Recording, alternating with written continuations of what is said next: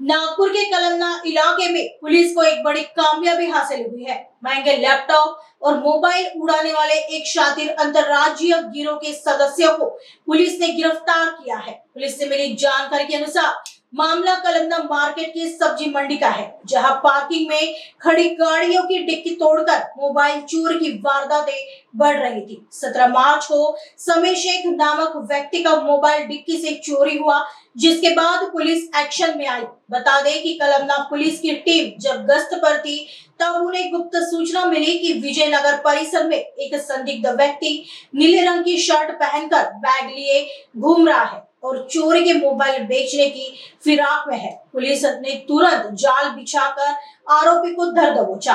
आरोपी दिलीप बाबू रंगन, उम्र 27 वर्ष, वेल्लोर तमिलनाडु निवासी बताया जा रहा है। पुलिस की तत्परता ने न सिर्फ 2 बड़े अपराधों को सुलझाया है, बल्कि अंतरराज्यीय गिरोह के नेटवर्क पर भी चोट की है।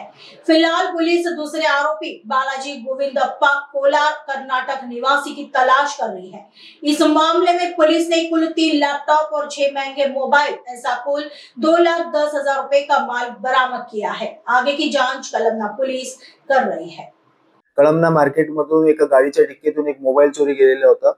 त्यावरून पोलीस स्टेशनला गुन्हा नोंद करण्यात आलेला होता आणि त्या गुन्ह्याचा तपास एपीआय श्री मुसळे साहेब आणि त्यांची टीम ही करीत होती। दरम्यान त्यांना गोपनीय बातमीदारावर माहिती मिळाली की एक इसम देशी दारू भट्टीच्या आजूबाजूला आहे आणि त्या ठिकाणी तो मोबाईल विकण्याचा प्रयत्न करीत आहे। त्या माहितीवरून ते त्या ठिकाणी गेले असता त्यांनी दिलीप बाबू रंगन, पिता रंगन अय्या स्वामी, वय 27 वर्ष, राहणार गुडियथम, वेल्लोर तामिळनाडू, यास ताब्यात घेतले आणि त्याची झडती घेतली असता त्याच्या बॅग मध्ये 3 लॅपटॉप आणि 6 मोबाईल असा एकूण 2,10,000 रुपयाचा मुद्देमाल मिळून आला।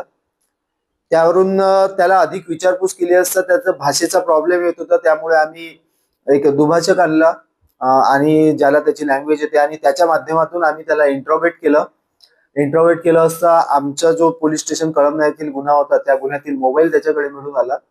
तसेच इतर मोबाईल आणि लॅपटॉप कुठून चोरी केले याबाबत विचारपूस केली। आम्ही त्याला नागपूर शहरात फिरवलं, तेव्हा त्यांनी 2 लॅपटॉप आणि 1 मोबाईल हा पोलीस स्टेशन आरपी नगर हद्दीतून चोरी केल्याचं निष्पन्न झालं आणि त्यावरून आम्ही पोलीस स्टेशन आरपी नगर येथे माहिती घेतली असता तिथे नमूद वर्णनाचे लॅपटॉप आणि गुन्ह्याचा मोबाईलचा गुन्हा दाखल असल्याचे समजले। त्यावरून आम्ही आमच्या गुन्ह्यात आरोपीला अटक केलेली आहे। आरोपीचा एक साथीदार बालाजी गोविंदप्पा, राहणार कोलार कर्नाटक, हा फरार आहे। त्याचा शोध सुरू आहे। आंतरराज्यीय आरोपी असून यांची मोडस अशी आहे की ते नागपूर शहरात येतात आणि इलेक्ट्रॉनिक गॅजेट्स जसे मोबाईल, लॅपटॉप्स हे उघडे घर जे राहतात किंवा बॉईज हॉस्टेल्स मध्ये वगैरे असे रेकी करून ते जातात आणि तिथे पडलेला लॅपटॉप किंवा मोबाईल हा उचलून घेतात आणि 4-5 दिवस अशी चोरी करतात आणि त्यानंतर तामिळनाडू त्यांच्या राज्यात जाऊन त्या ठिकाणी ते त्याची विक्री करतात, अशी यांची मोडस आहे। तर हा एक आंतरराज्यीय आरोपी आम्ही अरेस्ट केलेला आहे। अधिक तपास सुरू आहे। एक आरोपी सध्या आम्ही अरेस्ट केलेला आहे, त्याचा साथीदार हा सुद्धा चोरच आहे, परंतु तो आता मिळून आलेला नाही आहे। बहुतेक तो तामिळनाडू किंवा कर्नाटक मध्ये येथे गेला असावा। त्याला माहिती पडलेलं आहे की याला अरेस्ट झालेली आहे म्हणून त्याचा शोध आम्ही घेत आहोत।